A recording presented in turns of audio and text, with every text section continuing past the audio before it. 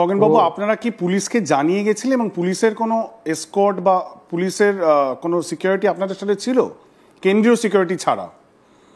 আমরা পুলিশকে জানালে তো আপনি তো জানেন, পুলিশ তো জানে। আমাদের মাননীয় প্রদেশ সভাপতি, সাংসদ, রাজ্যসভার সাংসদ সম্মানীয় শ্রমিক ভট্টাচার্য সাহেব, তিনি ছিলেন। আমাদের 3 জন সাংসদ আমরা ওখানে ছিলাম, এমএলএরা ছিলেন। তো পুলিশ কি জানে না? পুলিশ তো ওখানে ছিল।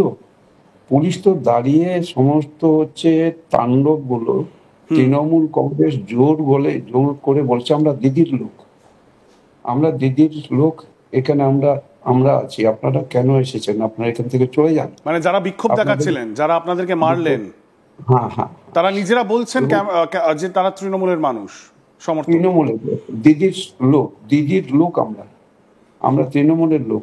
বিজেপির এখানে কোনো কাজ নেই। বিজেপি এখানে কেন এসেছেন, কেন আপনারা এখান থেকে তাড়াতাড়ি করে যান এখান থেকে, নাহলে খুব খারাপ হবে। এবং আমাদের ধাক্কা মারতে মারতে আমাদের ওখান থেকে নদীর ধার থেকে আমরা যেখানে দাঁড়িয়েছিলাম, আমরা লোকজনের সাথে কথা বলবো। আমাদের মাননীয় প্রদেশ সভাপতি সম্মানীয় শ্রমিক ভট্টাচার্য, আমাদের 2 জন এমপি আমাদের ওখান থেকে ওরা সঙ্গেই চলে গেছিলেন। তো আমাদের কার্যকর্তা ছিলেন ওখানকার, আমাদের বাপিদা ছিলেন জেলা সভাপতি।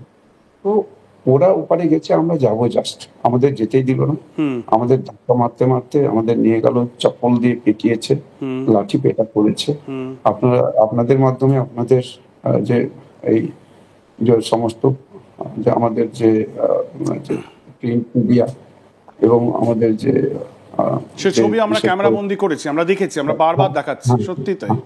এবং সে মানে ভীষণ যে বিভীষিকা যেটাকে বলা যেতে পারে, যে আপনার পুরো মুখ রক্তাক্ত, আপনার জামা রক্তাক্ত, এবং আপনি সেইভাবে গাড়ির প্রত্যেকটা কাজ ভাঙা।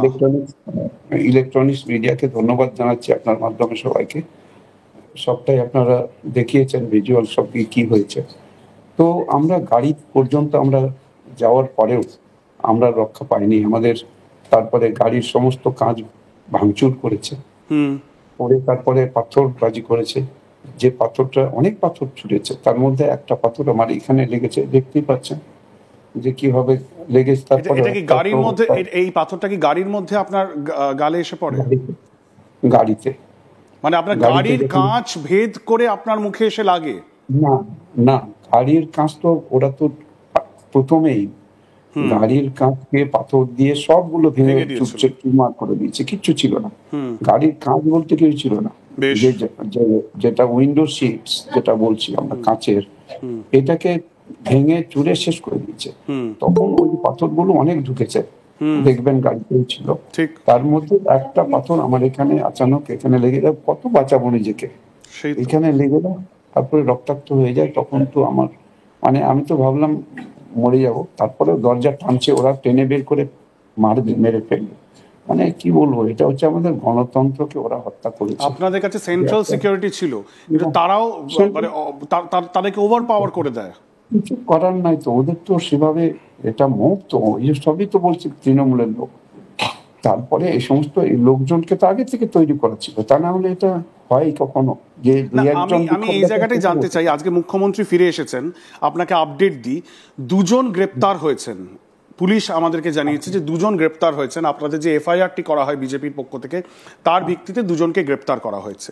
কিন্তু আমার প্রশ্ন, মুখ্যমন্ত্রী আপনার সাথে দেখা করতে গেলেন, সেখানে কি আপনি মুখ্যমন্ত্রীকে কিছু জানিয়েছিলেন, দাবি জানিয়েছিলেন, কিছু বলেছিলেন যে যারা আপনি ক্লেম করছেন যে তারা সব তৃণমূলের লোক এবং তারা বলছে যে তারা তৃণমূলের সমর্থক, এটা কি আপনি জানতে পেরেছেন?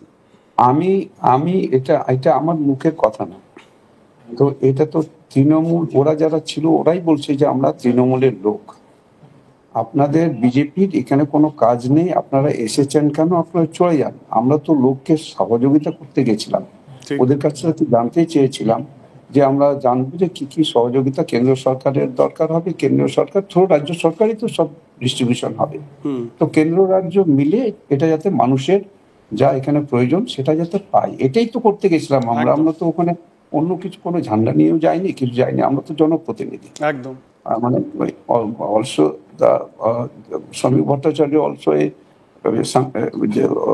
MP, member of parliament, Rajya Sabha. So আমরা তো সবই মেম্বার অফ পার্লামেন্ট ছিলাম, আমাদের মেম্বার অফ লেজিসলেচার ছিলেন, আর কয়েকজন নেতা ছিলেন, কোনো ঝামেলা ছিল না।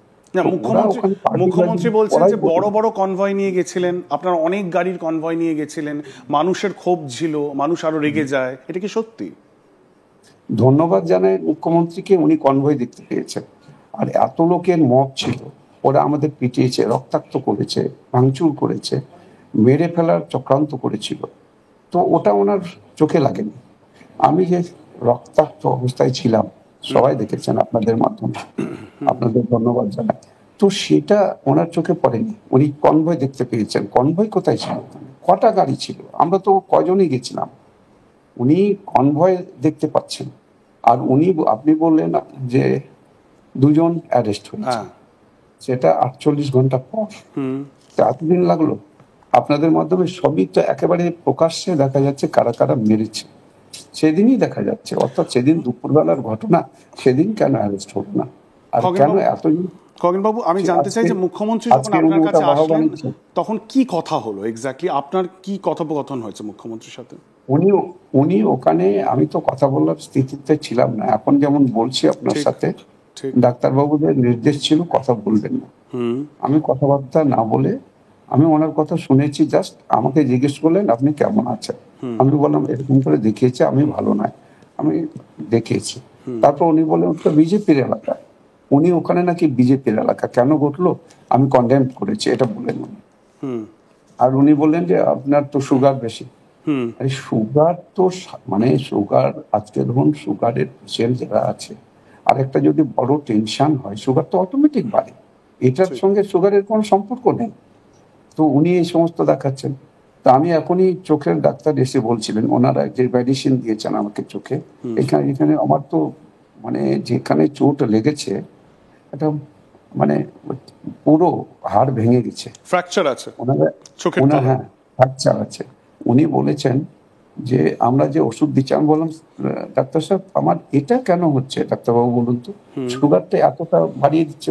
বলছে এটা আমাদের ওষুধের কারণে হচ্ছে। কিন্তু এত লোক খগেনবাবু, ছিল আমার। মুখ্যমন্ত্রী বেরিয়ে বলেছেন আপনার আপনার সম্বন্ধে আমরা সবাই খুব, মিডিয়ার যারা বাইরে দাঁড়িয়েছিলেন হসপিটালের বাইরে, তারা অবশ্যই স্বাভাবিকভাবেই তারা খুব চিন্তিত ছিলেন যে ছবি আপনার দেখা গেছে, আমাদের ক্যামেরা বন্দি হয়েছে। তখন মুখ্যমন্ত্রীকে জিজ্ঞাসা করা হয় যে কেমন আছেন, তখন মুখ্যমন্ত্রী আপডেট দিয়ে গতকাল বলেছিলেন কলকাতায় ফেরার আগে যে ছোট চোট লেগেছে, মাইনার, তিনি বিপদমুক্ত, কিন্তু ছোট চোট লেগেছে, চোখে কানের তলায় একটু লেগেছে, এটা উনি বলেছিলেন। কিন্তু আপনি বলছেন যে ডাক্তারদের রিপোর্ট অনুযায়ী যে আপনার চোখের তলায় ফ্র্যাকচার হয়েছে।